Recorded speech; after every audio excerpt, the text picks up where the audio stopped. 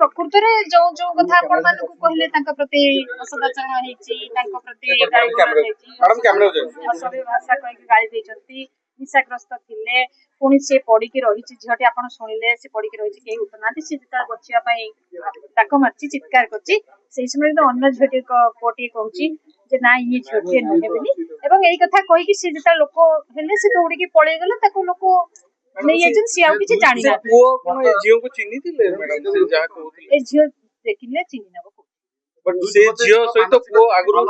ନା ନା ନା ସେ ସବୁ କିଛି ନାହିଁ, ସେ ଜାଣିନାହାନ୍ତି, ସେ କିଏ ଜାଣିନାହାନ୍ତି, ମନା